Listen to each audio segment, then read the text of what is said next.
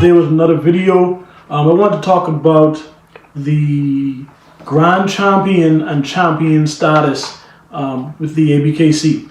There's a lot going on today with dogs that are champions and Grand Champions, and I think it's very hard for people that show dogs as well as people that are just learning about the American Bully to distinguish which dogs should be. And I think, I know for me and my partner, we want to make a proposal to the A.B.K.C. for criteria I feel should be made for champion status and Grand Champion status. And we came up with a list of things that we feel should qualify a dog for that status. We feel that great conformation should be a criteria, should be the number one. We feel that number one should be great conformation. Secondly, should be breed type. There's no point in having a dog with breed type that has bad conformation. Okay, and it's much easier to create a dog with good conformation that has less breed type and has a really good structure than the other way around. So that's very important for us. As well, no major flaws should be allowed. The kink-tailed, cork-tailed, screw-tailed, any of those issues, merles, different color eyes, things of that nature. Now, the solution is to come up with some flaws that should be accepted. And there's a very short list of those flaws that we came up with that start with loose skin in the body should be accepted. That is something that can be easily bred out, and dogs that have loose skin still can have great conformation. And a perfect example of this, Mandela. He has loose skin about the body, but not necessarily loose skin in his face. Loose skin in the face would not be acceptable. He also has great conformation, as you can see by his side shot here.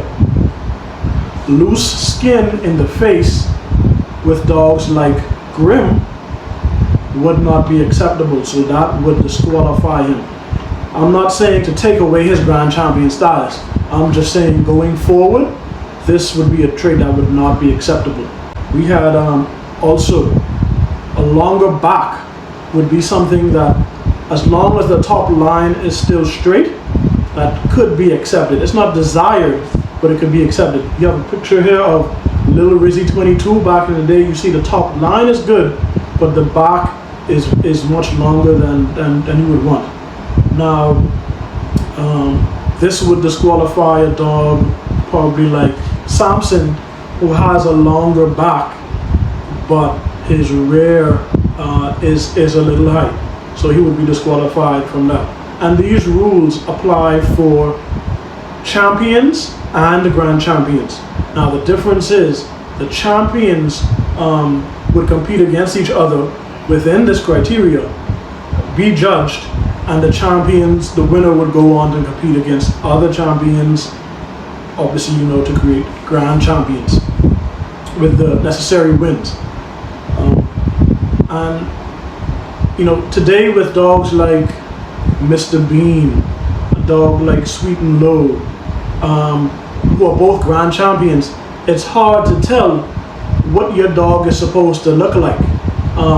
That's a situation that comes to mind back in the day when Sweet and Low lost to Mr. Bean in a show, and something like that I think would have been easily avoided if the criteria was already put in place. We know Mr. Bean is a big, thick dog, but we know he has a high rear, his movement isn't the best, the stifles aren't the best, versus Sweet and Low, who is a dog that some today might say carries less breed type, which isn't even true. But her conformation is A1. Okay, so the criteria helps everyone, that we can be we can hold the A.B.K.C accountable to something like this, and the A.B.K.C themselves can restore credibility and their integrity by including this as a part of the criteria. And I think it would help us in the long run to have cleaner dogs, healthier dogs, and just better dogs in general that are more well balanced. And I don't think anybody can disagree with that criteria. So once again, the only flaws to make better dogs that we would be allowed is loose skin in the body and a longer back. No high rears, no loose skin in the face. And if your dog has a high rear and weak pasterns, you don't need to feel bad. We don't hate those dogs. We're just saying for show quality, champion and grand champions, we feel that those are things that those dogs shouldn't have. And when you breed those dogs with those undesired faults to the correct dogs, those things can be fixed in 1 or 2 breedings. But it doesn't even matter because we all should be breeding to improve our dogs' health and structure.